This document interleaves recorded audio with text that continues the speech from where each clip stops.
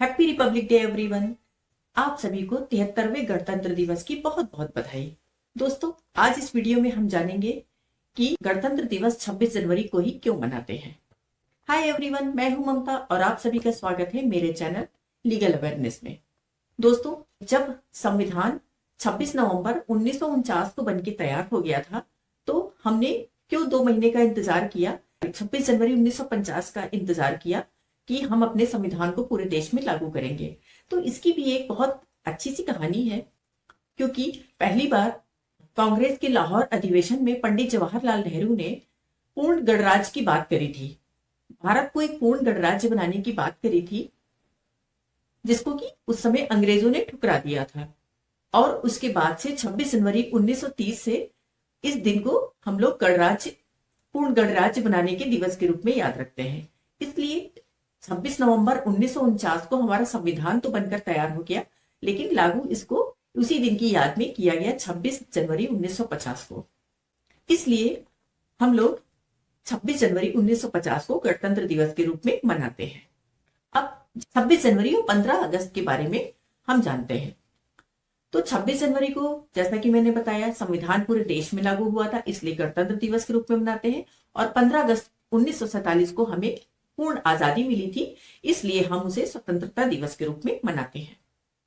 और आपको पता है, इन दोनों दिनों में झंडा फहराने के नियम भी अलग अलग हैं। ये शायद बहुत कम लोगों को पता होगा, तो आज हम लोग इसको भी जानेंगे।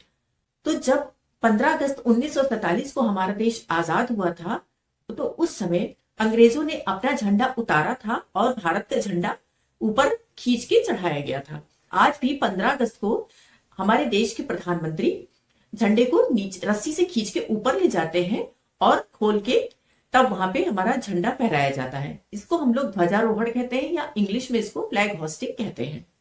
और 26 जनवरी में झंडा ऊपर ही रहता है और हमारे देश के राष्ट्रपति उसको खोल के झंडे को फहराते हैं, और इसको झंडा फहराना कहते हैं, और इंग्लिश में इसको कहते हैं फ्लैग अनफर्लिंग।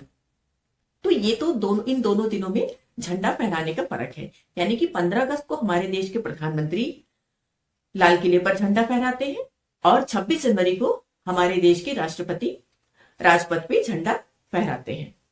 अब आप सोच रहे होंगे कि जब राष्ट्रपति इतना बड़ा पद है, तो 15 अगस्त को राष्ट्रपति क्यों नहीं झंडा फहराते हैं या ध्वजारोहण करते हैं। तो जब हमारे देश को आजादी मिली थी, तब हमारा संविधान बनकर तैयार नहीं हुआ था।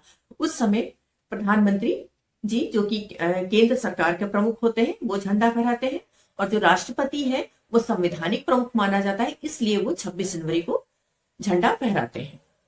और इन दोनों दिनों में जो कार्यक्रम होते हैं उसमें भी फर्क होता है, जैसे कि स्वतंत्रता दिवस का ध्वजारोहण लाल किले पर किया जाता है और 26 जनवरी को राजपथ पर झंडा फहराया जाता है। और जो गणतंत्र दिवस है, उस दिन दूसरे देश के राजनयिकों को या मुख्य अतिथियों को बुलाया जाता है, जबकि 15 अगस्त को ऐसा कुछ भी नहीं होता है, किसी भी अतिथि को नहीं बुलाया जाता है। और जो गणतंत्र दिवस का समारोह है वो 26 जनवरी से शुरू होता है और 29 जनवरी को बीटिंग रिट्रीट के समारोह के साथ समापन होता है, जबकि जो 15 अगस्त का समारोह होता है वो 15 अगस्त को ही शुरू होता है और उसी दिन खत्म हो जाता है। और गणतंत्र दिवस की झांकी में सैन्य ताकत और समृद्धि की झलक पूरे देशवासियों को दिखाई जाती है। और ये भी जान लेना बहुत जरूरी है कि जब देश पे कोई संकट आ जाता है, तो हमारे ध्वज को उल्टा लटका दिया जाता है, और जब कोई राष्ट्रीय शोक होता है तो झंडे को झुका दिया जाता है। और कभी भी तिरंगे को सूर्यास्त के बाद या सूर्योदय से पहले नहीं फहराना चाहिए, ना ध्वजारोहण करना चाहिए, ये रोशनी में ही फहराना चाहिए। तो ये कुछ नियम है झंडा फहराने के, जो 15 अगस्त को अलग है और 26 जनवरी को अलग है। तो आई होप मेरा आज का वीडियो आप सभी को अच्छा लगा होगा और कुछ नई जानकारी जरूर मिली होगी। तो प्लीज मेरे वीडियो को लाइक करें, शेयर करें और मेरे चैनल को सब्सक्राइब करना बिल्कुल भी ना भूलें। और आप सभी को गणतंत्र दिवस की एक बार फिर से बधाई।